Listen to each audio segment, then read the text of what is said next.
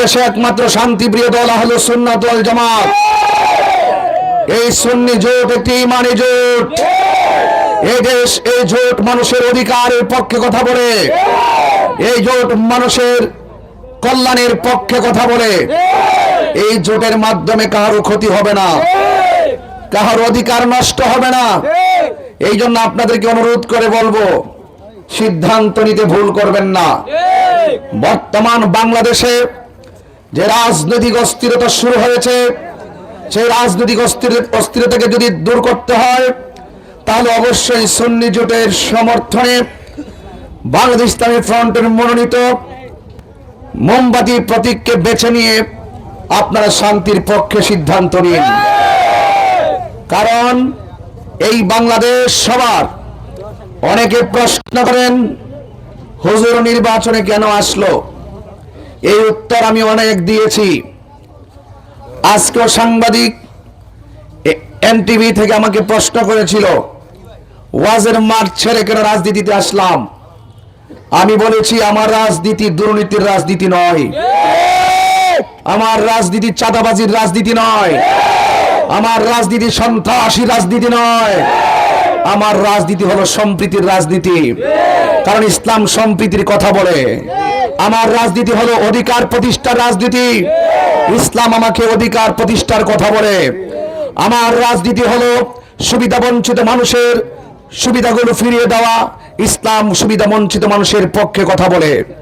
এই জন্য আমি যখন ধর্মীয় মূল্যবোধের আলোকে রাজনীতিতে এসেছি, আমার ম্যান্ডেট হলো অন্তত পক্ষে এই দেশের ধর্ম, বর্ণ, দল, মত নির্বিশেষে সকল মানুষ যার যার অধিকার প্রাপ্য বুঝে নিয়ে শান্তি এবং নিরাপদের সাথে বসবাস করবে। ঠিক কিনা ভাইয়া? আমি যখন সেই কথাগুলো দায়িত্বহীনভাবে বলছি, প্রিয় গাজীগঞ্জবাসী, বাজারে যে ব্যবসায়ী ভাইরা রয়েছেন, আপনাদের কাছে একটা প্রশ্ন ছুড়তে চাই। আপনারা বলুন, দীর্ঘদিন ধরে আপনাদের সামনে আমি ধর্মীয় চেতনায় আত্মশুদ্ধির লক্ষ্যে কথা বলেছি। কখনো কি আমি আপনাদের সঙ্গে বেয়াদবি করেছি? মিথ্যা কথা বলেছি? ওয়াদা খেলাপ করেছি? বিশ্বাস রাখুন, যদি রাজনৈতিক ভাবে যদি এই চুনারঘাট মাধবপুরের যদি আল্লাহ পাক যদি আমাকে আপনাদের সমর্থনে যদি প্রতিনিধিত্ব করার সুযোগ দেয়, কথা দিয়ে যাচ্ছি, আমার দ্বারা কখনো আপনারা প্রতারিত হবেন না, আমার দ্বারা কখনো আপনাদের ক্ষতি হবে না। আমি এখন একটি শান্তির চুনারঘাট মাধবপুর মডেল বানাতে চাই, যেন আপনারা নিজেরাই বলেন যে বিগত দিন অনেক দেখেছি, কিন্তু তাহির হুজুর এমন কিছু করে গেছে অতীতে কেউ করতে পারে নাই। এই জন্য চা শ্রমিকদের কথা বলছি। চা শ্রমিকদের সঙ্গে বারবার অর্থনৈতিক বৈষম্য করা হয়েছে। এরা যে লেখাপড়া করবে, যে বেতন, যে পারিশ্রমিক পায়, এই পারিশ্রমিক দিয়ে কি ভালো করে লেখাপড়া করানো সম্ভব? এই জন্য তাদের সুবিধা দিয়ে তাদেরকে লেখাপড়া করাতে হবে, তাদেরকে আর্থিকভাবে স্বাবলম্বী করতে হবে।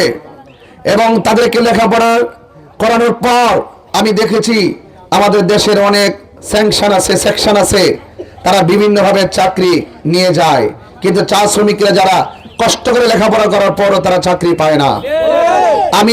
আমি যদি ইনশাআল্লাহ, যদি আল্লাহ পাক আমাকে কবুল করে, অনেক কোটা নিয়াতে অনেক কথাই বলে, কিন্তু চা শ্রমিকদের জন্য স্পেশাল একটি কোটার ব্যবস্থা করে দিবেন ইনশাআল্লাহ, যেন তারাও যেন চাকরি নিতে পারে, তাদের আলাদা মর্যাদায় যেন মাথা উঁচু করে দাঁড়াতে পারে। বাজার ব্যবসায়ী ভাইয়েরা, আপনারা যখনই ব্যবসা করেন, আপনারা অনেক সিন্ডিকেটে অনেক ধরনের চাঁদাবাজের খপ্পরে পড়েন। আল্লাহ যদি আমাকে দয়া করে, ইনশাআল্লাহ যদি আমি প্রতিনিধি হয়ে আসতে পারি, তাহলে চাঁদাবাজদের ঘুম হারাম করে দিয়ে এই বাজার থেকে চাঁদাবাজি বন্ধ করে দিবেন ইনশাআল্লাহ। আপনারা সবাই আমাকে সহযোগিতা করবেন, আপনাদের সমর্থন মোমবাতির পক্ষে রাখবেন এবং মোমবাতির প্রতীকে ভোট দিয়ে আমাকে জয়যুক্ত করবেন। বাড়ির মা বোনদেরকে আমার সালাম দিবেন এবং আমার জন্য দোয়া করতে বলবেন। সকাল সকাল গিয়ে আপনারা সবাই মা বোনদেরকে নিয়ে মোমবাতি মার্কায় ভোট দিবেন, এই আশাবাদ ব্যক্ত করছি। এবং পাশাপাশি আমি বলবো, আপনারা কেউ কারো বাক স্বাধীনতায় আঘাত করবেন না। আপনার ভোট আপনি চান, আমার ভোট আমি চাবো। জনগণ ম্যান্ডেট দিবে, কাকে সে প্রতিনিধি বানাবে। কেউ পাস করবে, কেউ ফেল করবে। পাস ফেলের মালিক কে? অযথা কাউকে ডিস্টার্ব করবেন না। রাজনীতি করুন, পেশিদারিত্ব দেখে রাজনীতি করবেন না। রাজনীতি করুন টাকার গরম দেখে রাজনীতি করবেন না। রাজনীতি করুন আধিপত্যবাদ দেখে রাজনীতি করবেন না। রাজনীতি করবেন মানবতার ভিত্তিতে, রাজনীতি করবেন ইনসাফের ভিত্তিতে। এই যে ইনসাফ ভিত্তিক রাষ্ট্র কায়েম করে চোরাঘাট মাধবপুরবাসীকে ওই কথাটাই মেসেজ দিতে চায়, মোমবাতি যেমন করে নিজে জ্বলে অন্যকে আলোকিত করে, আমি যদি আপনাদের প্রতিনিধি হতে পারি আমার ঘাম জড়িয়ে আপনাদের প্রত্যেকটি সেক্টরকে আলোকিত করবেন ইনশাআল্লাহ। সবাই ভালো থাকুন, সুস্থ থাকুন, সবাই সুস্থ থাকুন। আসসালামু আলাইকুম ওয়া রাহমাতুল্লাহি ওয়া বারাকাতুহু।